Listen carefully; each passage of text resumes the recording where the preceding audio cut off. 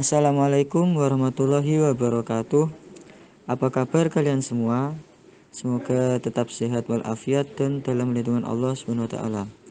Di sini saya Ganang Syarul Hikam akan mempresentasikan sebuah kerja kelompok yang berjudulkan Attention Deficit Hyperactivity Disorder atau ADHD. Silakan untuk bisa menyimak. Pengertian Attention Deficit Hyperactivity Disorder. Menurut Mifbahagi dan M. Sugiyarmin, ADHD menggambarkan kondisi anak yang kurang konsentrasi, hiperaktif, dan gejala impulsif. Hal ini dapat menyebabkan ketidakseimbangan dalam sebagian besar aktivitas hidup.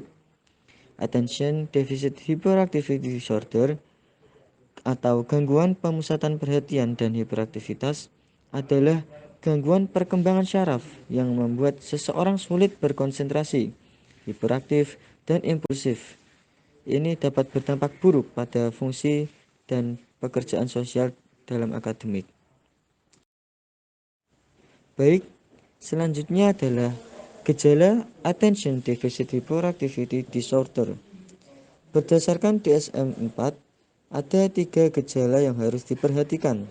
Yang pertama adalah kurangnya perhatian atau inattentive.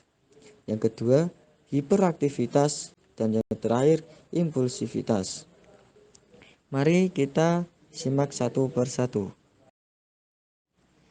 Gejala ADHD yang pertama adalah kurangnya perhatian atau inattentive.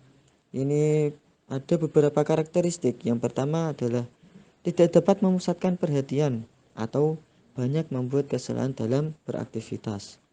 Selanjutnya, sulit untuk mempertahankan perhatian pada tugas maupun kegiatan bermain.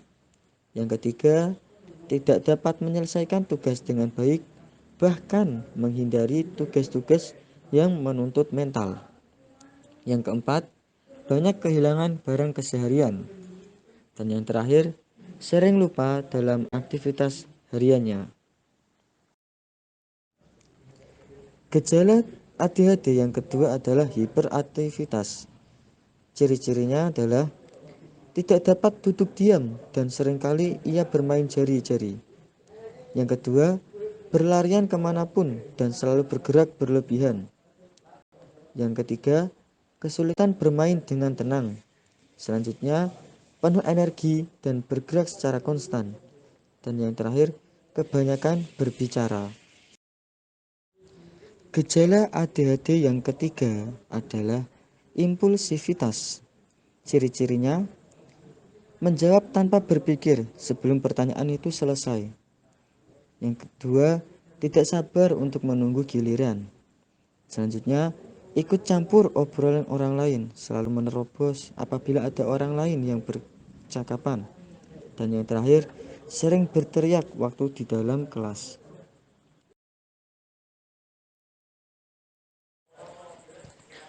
Selanjutnya, mengenai diagnosa ADHD. Langkah pertama adalah mengenali gejala-gejala. Apabila seorang anak menggambarkan 6 atau lebih gejala-gejala di atas, dan apabila gejala ini sering muncul dan menetap selama 6 bulan, maka dapat ditegakkan diagnosa ADHD ini. Langkah kedua, menetapkan kapan pertama kali gejala ini muncul. Gejala pemusatan perhatian atau hiperaktivitas impulsivitas muncul sebelum usia 7 tahun baru dianggap ADHD. Selanjutnya, langkah ketiga, memastikan di mana gejala-gejala tersebut dapat muncul. Dianggap ADHD ketika seorang anak mengalami gejala-gejala tersebut di dalam 2 setting tempat, semisal di sekolah, rumah, maupun tempat bermain, atau di tempat-tempat yang lain. Langkah keempat yaitu mengecek tingkat akut atau tingkat keparahan gejala-gejala tersebut, yaitu harus ada bukti nyata secara klinis adanya gangguan dalam fungsi sosial maupun akademik. Dan langkah yang terakhir adalah tegakkan diagnosa. Seorang ahli harus memastikan bahwa apa yang terjadi bukanlah disebabkan masalah lain, seperti perkembangan yang terlambat, problem-problem psikiatrik, dan tidak dilihat bersama dengan gangguan mental lain seperti gangguan suasana hati, gangguan kecemasan, maupun gangguan kepribadian.